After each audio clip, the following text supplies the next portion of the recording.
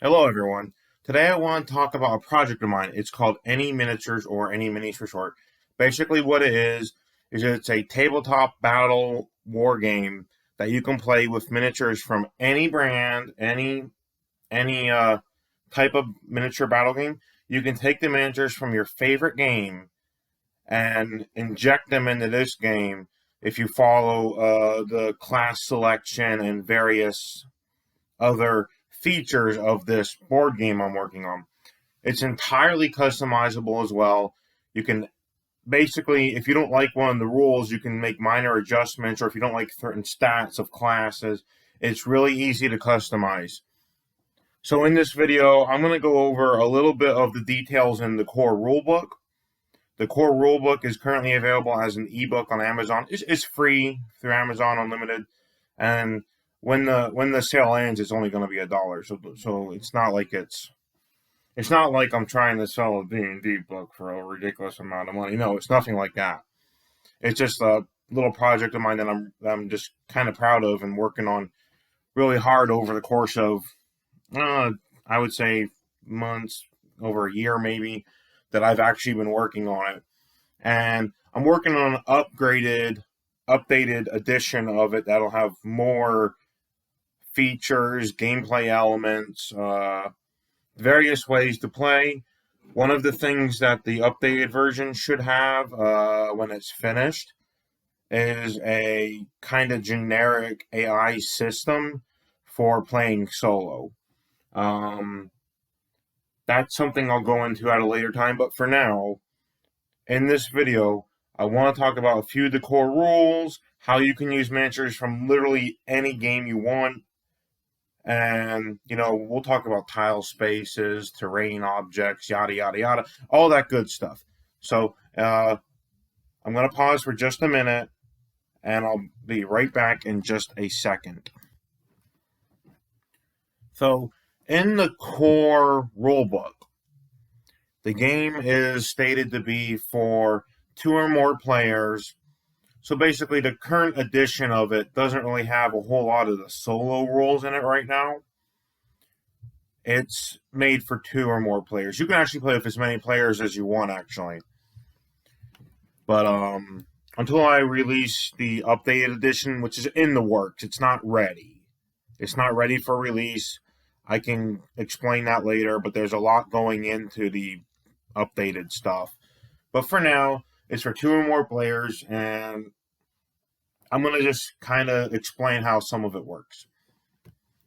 So the contents of the ebook include an introduction, a map setup, map object classes, unit classes, hero classes, extra rules, and a thank you section for reading it. But we're only going to really go over the basic stuff in this video. So, for example, I won't be able to show you some of the pictures in the book of some of the map elements and stuff in this video, because partly I lost the original images, and the other reason is, again, they're in the ebook, but I'll make new ones because the new edition of it's going to have a completely new, well, not completely new, but it's going to have some new photos, pictures, and diagrams, which are not currently in the current edition. And I don't want to sound like I'm promoting the ebook too much. I mean, maybe I am a little bit, but right now, I don't really care too much if it sells that much because I'm not really trying to sell it. I'm trying to get this idea, this thing out there. And when I first made it, I didn't know what else to do other than to just throw it up on Amazon. Maybe that was a mistake. I don't know. But for now, so let's go over the first little bit. So the first thing you want to do to play this is you draw a grid map on paper if you want to use the grid system, which at this time in ebook edition, it mostly talks about the grid system. The updated edition will have a grid list system, which is what I personally like to play most of the time. Occasionally I do draw down a grid, but anyway. You can use pre-made battle maps from other brands, it's possible to use them. One of the types I like to use is Heroclix Maps. I like to use some of the Heroclix game boards for this, but pretty much for this edition, any game board that has a grid of some sort you can use. And it can be square grid or a hex grid. It doesn't really matter. You can use whichever one. You can draw it out. In the ebook, I drew out a very basic layout that shows some of the things. Now, whether or not it's hex tiles or square tiles, it doesn't have a major effect on the rules. It's just there to visualize how your characters move, or units, or vehicles, or whatever types of miniatures you are using. Your maps can have water, trees, multiple levels, like verticality up and down, and even underground, whatever you want. Stairs, walls, cliffs, basically any object you want. Structures are another option as well. In fact, I recommend structures. A lot of time, if I'm not using a flat map on paper, I will just use random buildings from random toy collections and whatnot, or other structures from miniature games. Like I have trees from Heroscape, and if you remember that game. So there's all kinds of ways you can handle map objects and structures, or you can make your own. Personally, I just like to take something that looks like a building. Like, heck, I'll even use those Hot Wheels city buildings, like the gas stations and stuff, because they work. They're not really preferable. I do prefer to have actual integral buildings and stuff, but a lot of time I just won't do that because I'll get a little lazy and just want to throw something together. But it is preferable to make your structures yourself or find enterable dungeon structures. I'm sure you can get them from various places. But you can always make your own. I do occasionally try to draw out dungeons and stuff. So that is an option. And so let's get into some of the map object classes here in just a moment. Alright, so we are going to talk about some predefined map objects. You can also add your own objects, based on these examples. So currently, in the current edition of the book, there are 5 types of map objects: static, moving, hazard, items, and destroy types, which is basically just destructibles. Static objects cannot be destroyed, as such they do not have a health point system. Other objects do have, some of the other object types, they will have ways to be destroyed. So we'll get into that later. A small house on a normal board, if you're going to draw one out, would typically take 4 tiles in a square formation. I mean, you can make it bigger or larger if you need, but this is just a predefined object. You can always make your own or change some of this. But the small house may also have 1 door, 1 window. Flying units can move over this object or land on top of it. Climbing units can move on top of it. Super jump or leaping type units can land on top of it when they jump. Infantry units can go inside it via a door. Ranged infantry units can fire from a window when inside it. And giant units can step over it but cannot stand on top of it. A large house is a structure that takes up 6 tiles in a rectangle formation, may have up to 2 doors and 2 windows, may have a basement with 1 staircase leading into it. Flying units can move over this object or land on top of it. Climbing units can move on top of it. Super jump units, again, that's basically units that can leap onto the roof, so they can land on top of it. Infantry units can go inside it via a door.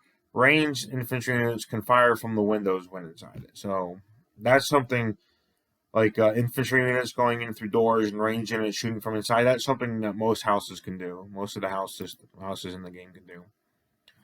A tall house can take up to 4 tiles in a square formation, have 2 to 3 floors, may have 1 door on per floor and 1 window per floor.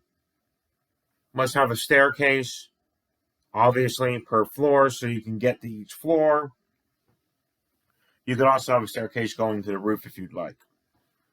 Flying units can move over this object or land on top of it. Climbing units, again, like climbing infantry, range infantry, again, that is all pretty much the same across the board for houses. Now we get to some more interesting structures like the Grand Tree, can take up around, up the tongue twisted a little bit. Can take up the 12 tiles in a circle formation. Flying units can move over this object or land on top of it. Climbing units can move on top of it. Stealth units can hide inside it. So that's a key little feature of the Grand Tree structure. Because stealth units can hide inside it, and we'll go into stealth units later. That's one of the unit classes or abilities that some units can have, can allow them to enter a stealth mode. They can hide and not be detected by other units, or just not be fired upon, because technically they wouldn't be able to see them. Underground bunker or dungeon. These are kind of like, like any dungeon you would think of. They can take up any chosen number of spaces, must have at least 1 door to enter, may have up to 4 doors total, may not have windows. Again, infantry units can go inside via the door. All units can walk over it because it's underground. Units inside the bunker cannot be attacked by units outside the bunker or dungeon. Then we have classes of moving objects, which are interesting. Objects can move on their own, some can be destroyed. So let's go into that, like the NPC animal. It has a base health of 3 health points. Includes non-playable animals of any kind and any size. Follows a set path. So on this animal's turn, when it gets to the NPC turn, you have to move this animal whatever amount of spaces it's supposed to move, and we'll get into that in a minute. It has to travel on dirt paths or in rivers, or at least that's preferable. You can change that if you don't like. They move 3 spaces every turn following the set path. They can be killed, and if so, are removed from play. Stops moving when a unit is in the way until the unit is no longer in its way. They have a loot drop. The animal would drop 1 steak in most cases, or whatever type of food the animal is made up of. That is added to the player inventory and heals 2 health points of a single unit when consumed. So that can be handled whereas it was an individual unit's inventory or the player's total inventory. So an NPC vehicle, here's another one that's similar to the animal. They have health points of 5 health points. Includes non-playable cars and trucks of any size. You could also argue this could include trains. Follows a set path. Must travel on roads. If it's a train, then it would be train tracks. Move 3 spaces every turn. That can always be adjusted, but it has to follow the road. Can be destroyed, but the wreck stays on the map. Kills infantry units if they are in its path when it moves, so basically it runs them over and they die. Then we have the option of the small transport ship. The health is, standard health for this is 5 points. Takes up 3 tiles. Must travel on water. Can be used by infantry units as a vehicle. Holds up to 3 infantry units. Move 3 spaces per turn when the player's infantry is using it. Can be destroyed, but its wreck stays on the map. When destroyed, any infantry units inside that cannot swim or fly will be killed. So that's something to remember when you're using this. And then we have the large transport ship, basically an upgraded version. Health, 10 points, takes up 6 tiles. Must travel on water, obviously it's a boat. Can be used by infantry units as a vehicle, again, just like the small one. This one holds 6 infantry units, moves 6 spaces per turn when a player's infantry is using it. Can be destroyed, but its wreck stays on map again. When destroyed, infantry inside that cannot swim or fly will again be killed. So those are just some of the vehicles and animal units that are part of the NPC moving objects classes. Let's move on to some of the hazard object classes here. Hazard objects include things like magma, which, basically lava, magma, lava, something like that. Takes up 1 tile per magma object. Damages any unit on it by 1 HP per turn. You have water, which takes up 1 tile per water object. Kills any unit that cannot swim when placed on it. Another thing that the rulebook doesn't mention this, unfortunately, but flying units would not be killed when placed on it either because they're flying. I accidentally left it out of the ebook. I'm sorry about that. An acid tile takes up 1 tile per acid object, and it just damages any unit standing it by 2 health points per turn. Those are just some hazard objects. Those are the ones that are outlined in the ebook, but there's more in the upgraded ebook. We'll have more the next edition of it. Items. So here's some items that have some things going on here. Right now, the only one there's a few more now. I got confused. In the ebook, we have the basic chest. Contains 5 gold coins. You can always adjust this if you're not happy with the amount of gold coins or spaces and stuff. Takes up 1 space. Can only be opened once. Any unit can open it. I mean, technically vehicles couldn't, but again, that's not mentioned in the book. So it's debatable whether or not vehicles and stuff like that could open it, but let's just say any unit can open it for now. Primarily, I would use infantry units to open this. Or hero units, that's an option. Any unit can open it, though. The large chest, similar to the basic chest, it can only be opened once. Any unit can open it. This takes up 2 spaces, like a Minecraft chest, for example. Contains 10 gold coins. And gold coins do have their uses. Depending on exactly how you're playing, you can use them for various things. The locked chest takes up 2 spaces, can be opened once, only once. Any unit with the lockpick power can open it. Player must roll a 6 to open it. The door takes up 1 space, can be opened by any unit at any time, as long as they fit through it. The locked door, similar to the locked chest, takes up 1 space. Only units with the lockpick power can open it. Player must roll 6 to open it. So basically the same as the chest. The portal takes up 2 spaces. Transports any unit that touches it to any chosen portal on the map. So think like a Stargate portal or something. You go through it, and then you come out through another portal. Something like that. Like a warp gate portal thing. Now we're going into the Destructibles, or as I call them, destroy objects. Destroy object classes, but they're Destructibles. You have the small tree, 2 health points, takes up 1 space.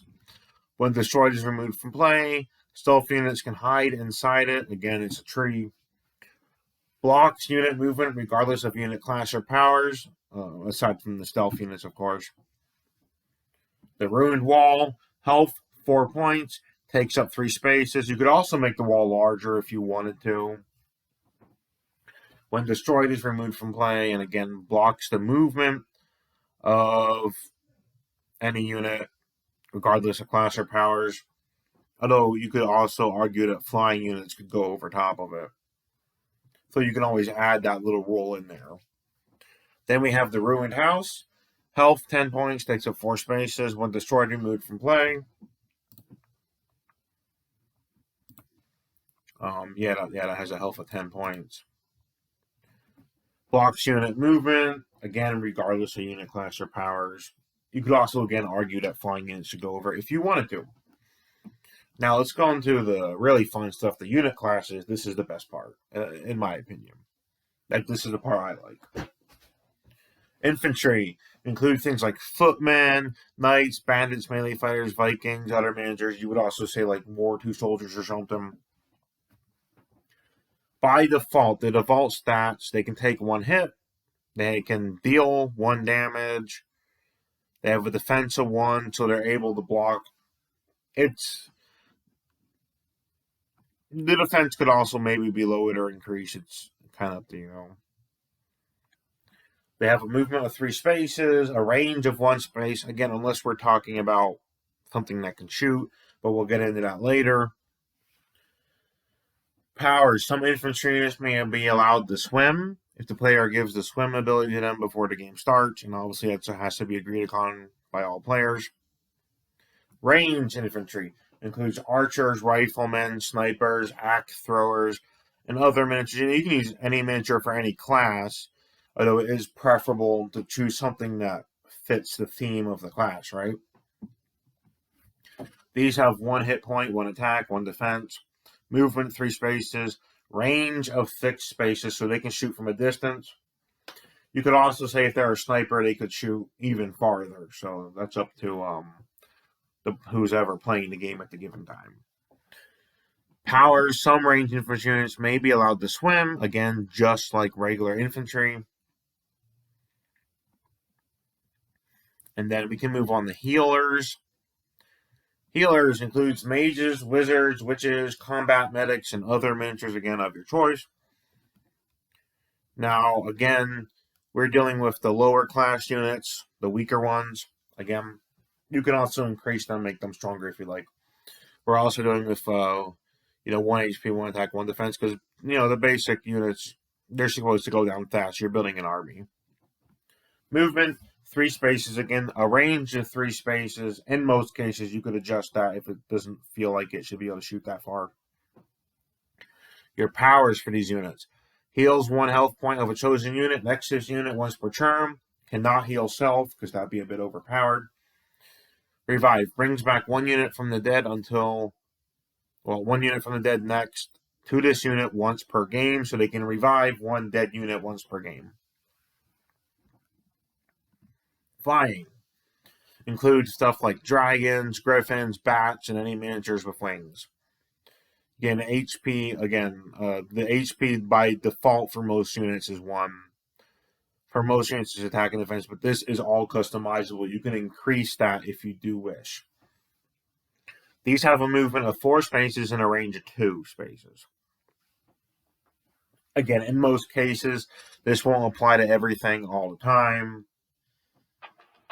Oh, my phone's going off. Okay, so let's talk about the stealth ones now that I got that phone call out of the way.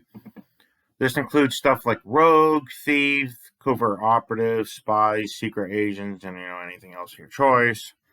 Again, we're dealing with your basic army building stuff, so the stats are all 1 by default. Again, that's editable, but anyway. Movement 4 spaces, range of 3 spaces. Powers like hide, for example. They can hide in some objects. They have a self-kill ability that can insta-kill 1 non-hero unit per game. Once per game. They can only do that self-kill once per game because, again, that's an insta-kill ability, basically. So let's move on. Giant units. This includes all the really, really big figures. Big miniatures. So we're going into some more powerful characters now. So these have an HP of 4, an attack of 1 by default. Again, changeable. Defense of 3, movement of 5 spaces. They have the Giant Smash ability. They can instant kill 1 infantry unit per turn. So that also includes ranged infantry. Nothing more powerful than that, however. The superhuman, super being, and mutated creatures. Think like, comic book superheroes and various fantasy creatures of your choice. Like, I don't know, Superman or something, right? They have a health points of 5, an attack of 3, a defense of 4. They can move 1 space. Again, that is adjustable. Because some of them, like say if you had like the Flash or something, he could definitely move more spaces per turn. The powers, super jump. May jump over some objects and jump over all of their units, except for giant units. Crawlers include spiders, insects, zombies, and other fantasy creatures of your choice. I'm sure you could think of other things for maybe sci-fi that could do that as well. We're dealing with, since spiders, insects, and whatnot are usually a little smaller, and zombies usually aren't that strong, we're dealing with the basic stats again, 1 across the board, more or less. So 1 HP, 1 attack, 1 defense. Movement, 3 spaces. Powers may climb up walls. And now let's go on to the hero classes. This is where it gets really good. Hero classes are upgraded versions of the other classes. They have custom stats and powers, which are chosen by the player before battle begins. You simply choose a miniature and apply. There's a typo. I just realized I have a typo in there, but yeah, you apply any stats and powers within reason. Again, all players do have to agree upon it, so and you try to make it balanced. Extra rolls. You can use dice to attack. Player rolls higher number during another player, and a unit with the lower number will take damage. You may choose or use the dice of your choice as a random number of movement spaces. If you wish to do that instead of using predefined movement, that's another option. For a quicker game, you don't need to have powers, and all units can be the same across the board for health. And if losing a fight, they are just killed. That's for the quick game. And to win a match, in most cases, all units on a player's side must be defeated. So that is basically more or less everything in the Standard Edition. This doesn't really go over battle scenarios and stuff like that, like objectives. I'm going to make a separate video for the objectives and stuff because this video is already longer than it should be. So thank you for watching this. Thank you for checking this out. If you're interested in the ebook, you can check that out. But it's not a big deal. I might not even put a link to it because I don't really care to sell it. I'm just trying to get this project out there. And yeah. There will be more videos about this, including battle objectives and scenarios, which are not in the base core edition. Those will be talked about in another video. So yeah, thank you. Please, if you'd like, subscribe to this channel. I do occasionally upload videos of other miniature-related stuff and my solo battles that I like to do because I kind of have no friends. But anyway, thank you for checking this out. See you around. Goodbye.